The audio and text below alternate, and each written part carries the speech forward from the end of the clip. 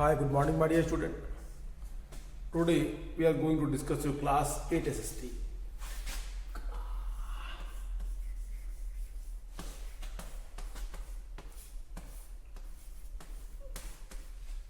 Class 8 SST.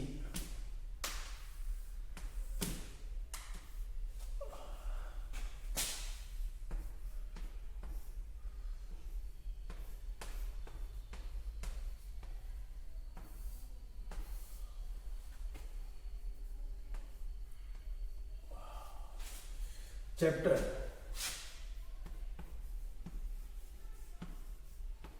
India after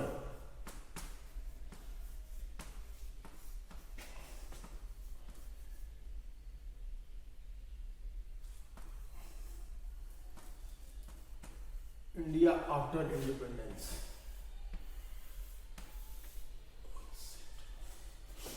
My dear student, if you have remember, we had completed the last topic of this second last topic of this chapter, that was planning for development. My dear student, the planning for development where we studied कि किस तरीके से भारत की स्वतंत्रता के बाद planning commission बनाई गई।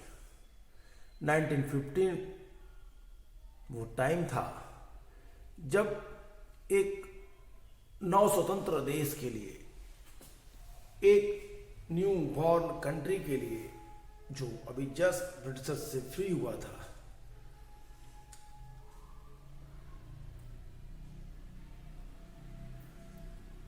ने अपने विकास के लिए कुछ मार्ग बनाए, कुछ पॉलिसीज बनाने के लिए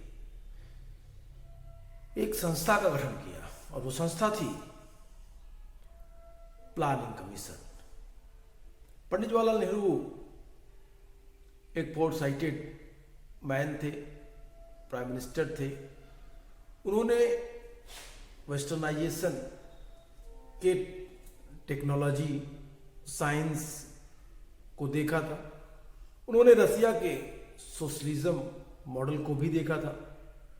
इसीलिए पंडित जवाहरलाल नेहरू ने ये दोनों मॉडल को अपनाते हुए देश के विकास के लिए एक मिला जुला स्वरूप खड़ा किया, और यही वो स्वरूप था जिसने देश को एक समृद्ध वे से आगे बढ़ाया। I hope you are getting understand my point. Dear, this is very important thing. This is what I am saying. I was discuss it again and again. This is third time when we are discussing, we are reading this chapter. Accept it. You should never forget about the points which is very important for your exam. Your exams is at hand. As you know that there is schedule on 6 फरवरी, 6 फरवरी से exam आपका scheduled है। तो 6 Feb से आपका test शुरू होगा, और इस टेस्ट में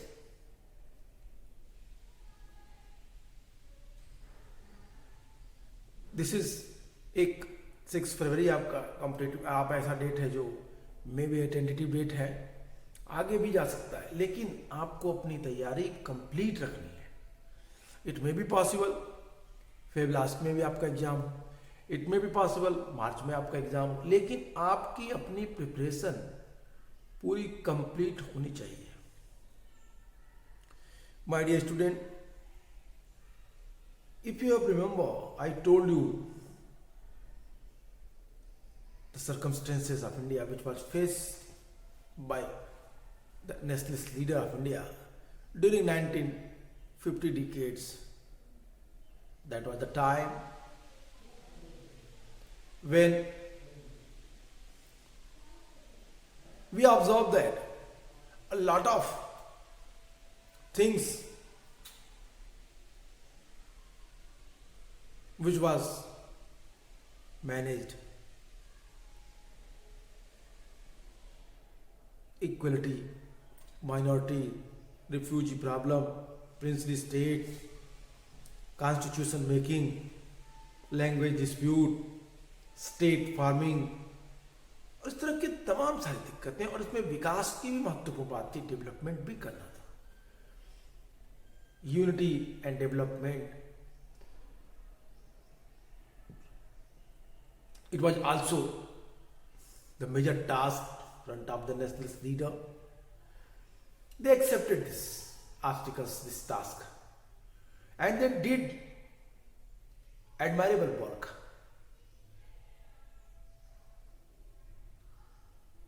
They had taken the very good step for the development of India.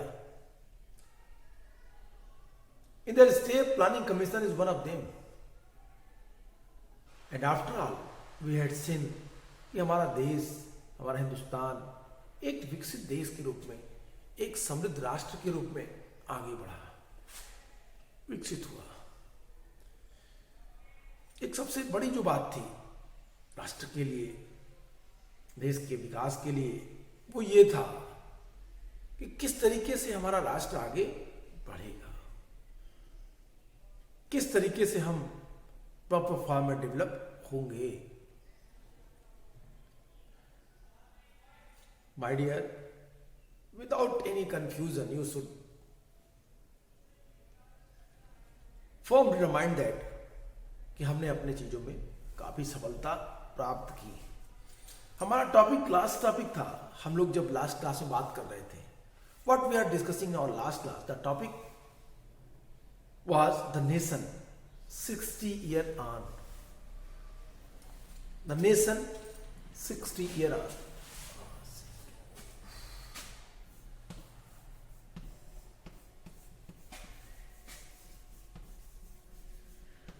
The nation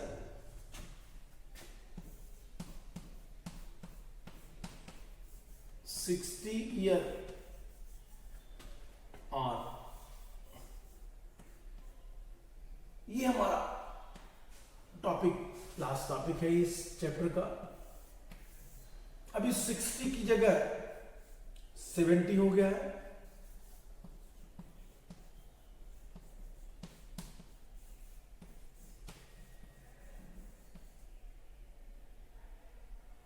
seventy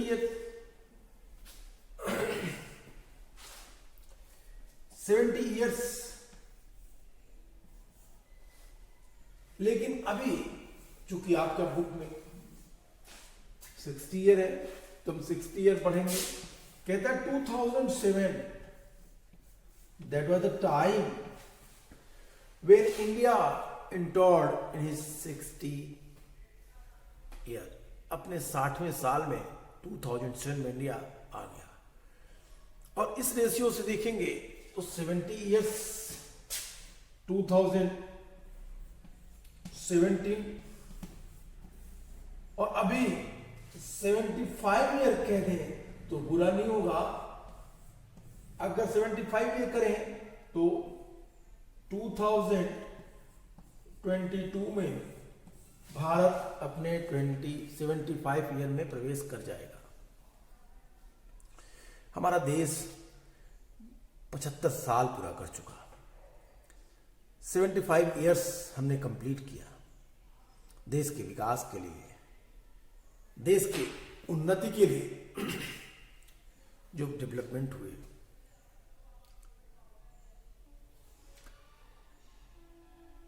और उन चीजों ने देश को एक नई दशा और दिशा दी.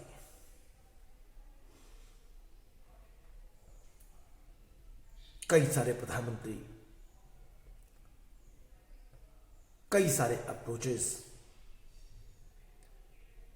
और किस तरह की हमारे बुनियादी ढांचे का विकास, बेसिक स्ट्रक्चर के डेवलपमेंट की बात सबने अपने तरीके से किया. No doubt to say that कि now a day India played very important role in world politics. India, that is one of the powerful country एक महत्वपूर्ण शक्तिशाली देश के रूप में इंडिया तेजी से उभर रहा है. India emerge as a powerful country. I hope you have remember the condition of 1962 when India invaded by China. During 1962, our condition is not so good. We had no proper facilities. We have no infrastructures. We had no military equipments. Due to that, we had to face so many difficulties. But what happened nowadays? Same situation. If you read newspaper, then you will find कि आप लिम्पियाधुरा, आप लद्दाख, आप five fingers की conditions को देखिए. Then after you should observe the condition of Sikkim border. So my dear, आइए अब आपके टॉपिक पे बात करते हैं. मैंने कल आपसे कहा था, अगर आपको याद होगा तो, मैंने कहा था on the 15th August 2007 India celebrated 60 year on its existence as a free nation. 2007 15 अगस्त 2007 भारत अपनी 60वीं वर्षगांठ मना रहा. 60 साल हो गए भारत को स्वतंत्र हुए. How well has the country done in this time. Bharat, हमारा देश कितना अच्छा है इस समय. क्या हम अपने उन उद्देश्यों में सफल हो पाए जो हमने संविधान निर्माण के समय देखी थी.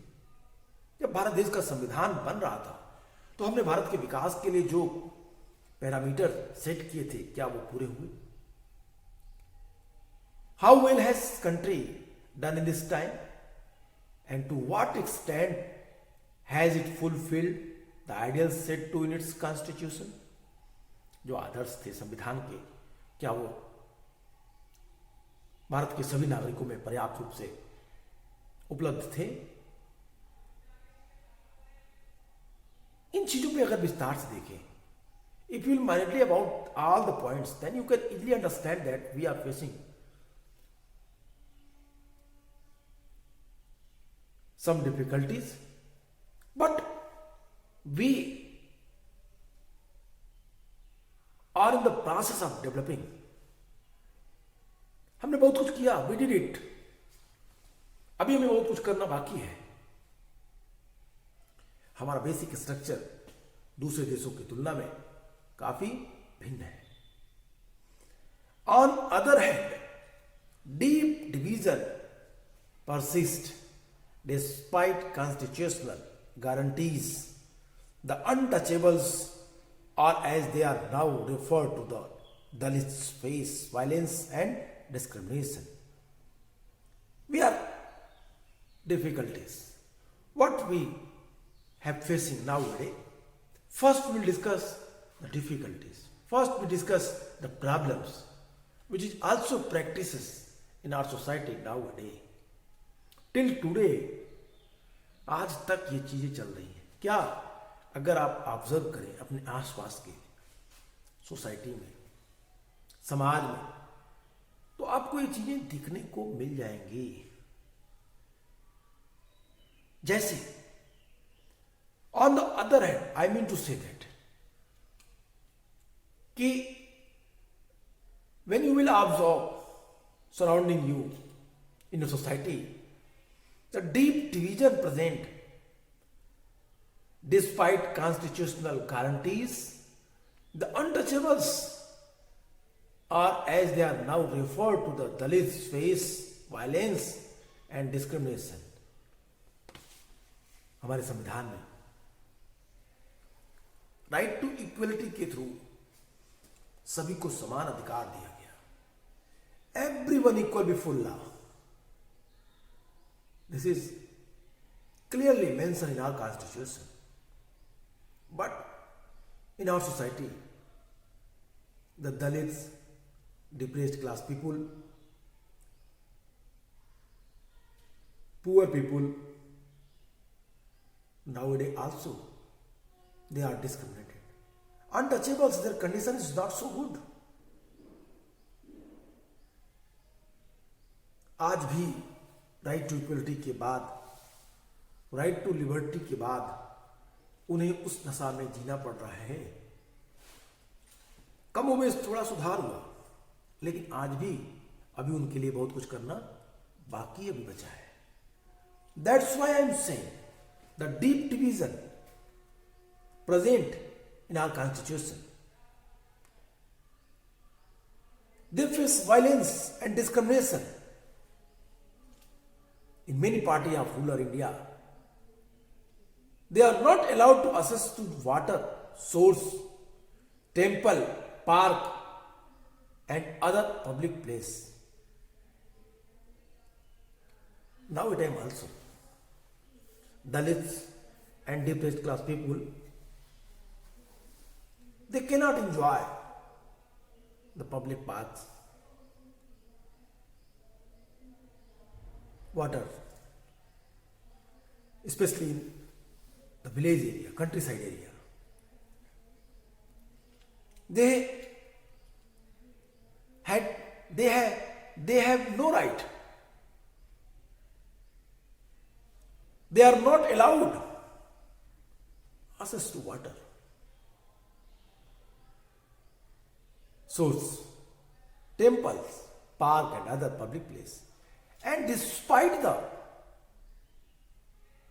secular ideals inside the constitution, there have been clashes between different religion group in many states. As you know that India is secular state, but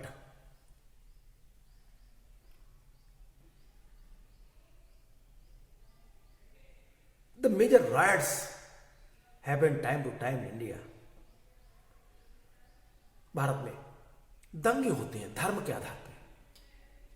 समय समय पे हमने देखा, हम गोधरा की बात करें, हम मुजफ्फरपुर दंगे की बात करें, हम बेंगलोर में हुआ उसकी बात करें, केरला में हुआ उसकी बात करें। देश का हर क्षेत्र, हर जगह, हर एक प्लेस धर्म के आधार पे डिस्क्रिमिनेट किया जाता है। उसमें विभेद, उसमें विवाद, उसमें डिस्प्यूट और कॉन्फ्लिक्ट्स दिखाई देते हैं, क्लियरली हमें शो करते हैं। तो ये हमारे सेकुलर स्ट्रक्चर के ऊपर क्वेश्चन है यदि हम आपस में लड़ रहे हैं तो। That's why I am saying above all, as many observe have noted that gulf between the rich and the poor has grown over the year. Some part of India and some group of Indians have benefited a great deal of economic development.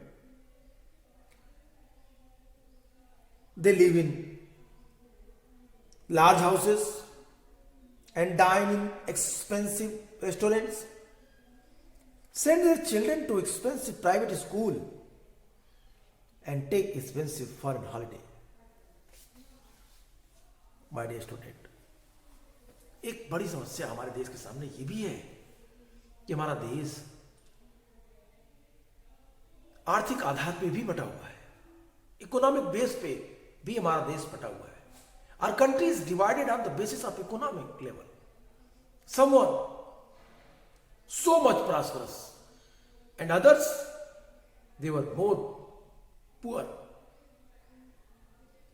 Poverty widespread in the countryside area and in the urban sector, which we have seen the little bit people, they facilitate all the facilities. They enjoy their life, the expenses, money for their own amusement, recreation. Their ward, I mean to say that boy or children, are they led?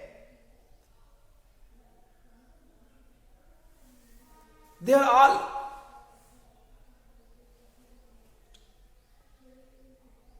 facilitate one of the best education system of India. But second hand, what we have observed, the second hand we observed that in the countryside area, the primary schools. And sometimes we have seen that. I think there is no need to hesitate to say, मुझे ये कहने की आवश्यकता नहीं, हिचकने की भी आवश्यकता नहीं कि आज से 50 साल पहले या मैं आज के 20 इयर्स पहले की बात करूं, 2000 की बात करूं, तो इतने स्कूल भी नहीं थे कि बच्चों को पढ़ाया जा सके अच्छी जगह पे। प्राथमिक स्कूलों की व्यवस्था बड़ी ही दयनीय थी और ये चीजें सोशल इकोनॉमिकल डिस्क्रिमिनेशन को ही शो कर रही थी। एक तरफ वो अच्छे घरों में रहते थे, एक तरफ गांव में रहने वाला लोग, they lived in mud made read made houses, हट झोपड़ियों में, मिट्टी के बने घरों में, घास फूस से बने छप्परों में वो अपना जीवन निर्वाह कर रहे थे। They have no proper toilet facilities, उनके घरों में टॉयलेट्स भी नहीं थे,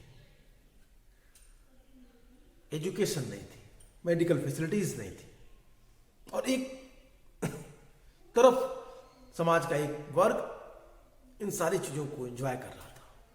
ये सारी फैसिलिटीज उसके पास अवेलेबल थी। यस, ये अलग बात है कि वो एक बहुत ही छोटा ग्रुप था और एक जिनके पास नहीं थी, ये एक बहुत बड़े ग्रुप से लोग थे। तो डिस्क्रिमिनेशन हमें यहां भी दिखता है। 60 साल के बाद भी भारत में इस तरह की समस्याएं हमें दिखाई देती हैं।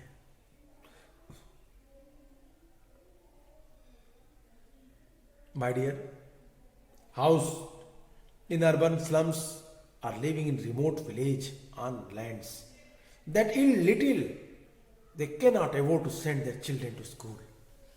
गरीब लोग अफोर्ड नहीं कर सकते अपने बच्चे को कहाँ भेजें, स्कूल में भेजें। वो अपने बच्चे को स्कूल में भेजने में सक्षम ही नहीं, पैसे नहीं, इकोनॉमिकली वीक सेक्शन हमारी सोसाइटी के हैं ये लोग। तो कैसे ये लोग अच्छे स्कूलों में अपने बच्चे को भेज सकते हैं? I think you are getting what I am saying. These are the problems. 60 years में भी हमारे देश के सामने समस्याएं बनी हुई हैं। लेकिन ये तो सिर्फ समस्याएं थी। क्या हमारा देश आगे नहीं बढ़ा? क्या हमारे देश ने विकास की गति नहीं प्राप्त की? क्या हम लोगों ने अपने कॉन्स्टिट्यूशनल आइडियल्स को पूरे नहीं किए? We should discuss also that point. We should mindfully observe about all these questions which I am discussing with you in your class. My dear student, that India is still united nowadays also. And that is still democratic. Our achievements, united and democratic, are achievement that we might justly be proud of. Many foreign observers had felt that India could not survive parts with each regions, a linguistic group seeking to form a nation of its own. Others believe that it would come under military rule. My dear student, हमारे देश की सबसे मजबूत और एक सबसे महत्वपूर्ण और मजबूत बात यह है कि हमारे देश में आज भी यूनिटी है। हमारा देश आज भी डेमोक्रेसी में बिलीव करता है। हमारा देश डेमोक्रेटिक कंट्री है। ये हमारे देश की सबसे बड़ा अचीवमेंट है। बहुत सारे ऑब्जर्वर ने भारत की स्वतंत्रता के समय ऐसे कयास लगाए थे कि भारत में बहुत सारी भाषाएं हैं, बहुत सारे धर्म हैं, बहुत सारे रंग रूप, संस्कृति,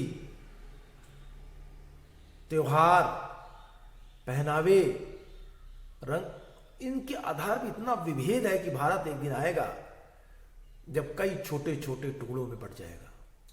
अलग देश, भारत के अंदर कई देश आ जाएंगे, इस तरह के एक्सपेक्टेशंस लगाए गए थे। लेकिन ऐसा हुआ नहीं। 60 सालों में भारत ने अपनी स्थिति को बड़ी ही मजबूती से रखा, अपने डेमोक्रेसी आइडियोलॉजी को बना के रखा, डेमोक्रेटिक स्ट्रक्चर को स्थिर रखा। और भले ही हमारे देश में कई सारे धर्मों के लोग हैं, लेकिन फिर भी सभी एक साथ भारत के विकास में महत्वपूर्ण भागीदारी निभा रहे हैं। ये भी हमारे देश की एक महत्वपूर्ण क्या है, विशेषता है। My dear, this is what I am saying.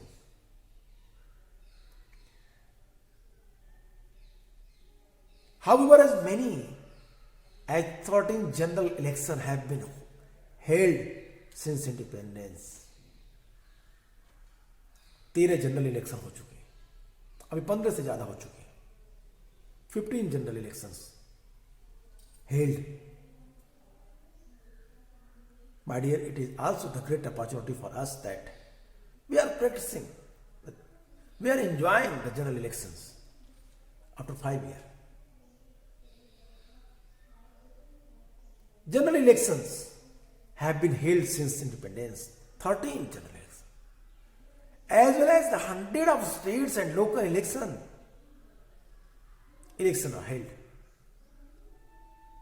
There is a free press as a well independent judiciary. Free press है हमारे यहाँ. Press called the fourth pillar of our democracy. The three pillars of democracy: judiciary, executive and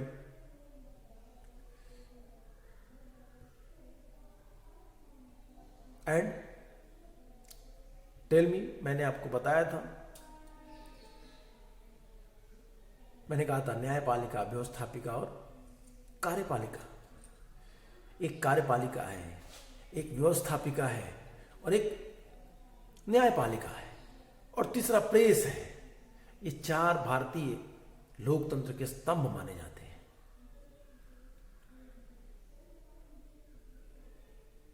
judiciary, executive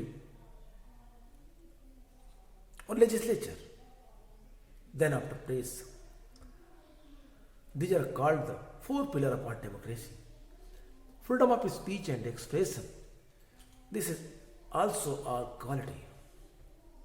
हमारे देश की ये भी एक महत्वपूर्ण विशेषता है।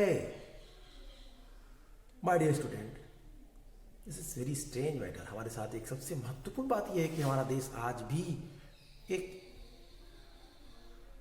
यूनाइट कंट्री है,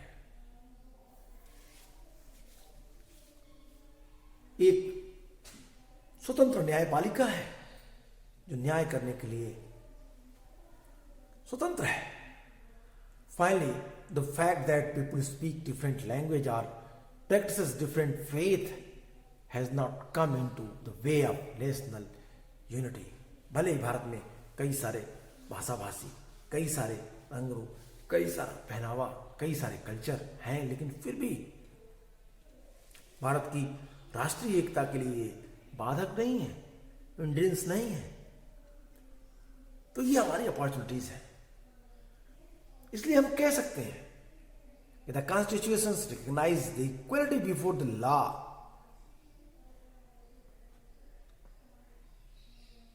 real life, some Indians are more equal than others. Judged by the standard it set itself independence, the Republic of India has not been a great success, but it has not been failure also. Failure either. हम ये नहीं कह सकते कि भारत पूरी तरीके से सफल है, लेकिन हम ये भी नहीं कह सकते कि हमारा देश हिंदुस्तान, हमारा देश भारतवर्ष पूरी तरीके से असफल है। ना ही पूरी तरीके से सफल कह सकते हैं, ना ही पूरी तरीके से वो असफल है। क्यों? क्योंकि हमारे सामने आज भी ये समस्याएं सेम बन के खड़ी हुई हैं, और जब तक हम उन समस्याओं को उन समस्याओं का स्थायी समाधान नहीं कर देते, तब तक हमारा देश इन चीजों से जूझता रहेगा। तो इस तरह से आज आपका ये लास्ट चैप्टर भी मैंने खत्म किया। अब आपकी जो नेक्स्ट चैप्टर होगी जिसमें डिफिकल्टीज होगी वो आप ऑनलाइन क्लास में बताइए, मैं उसे एक बार फिर आपके सामने वीडियो के माध्यम से एक्सप्लेन करने का प्रयास करूंगा। तो आज के लिए इतना ही। Good bye and take care.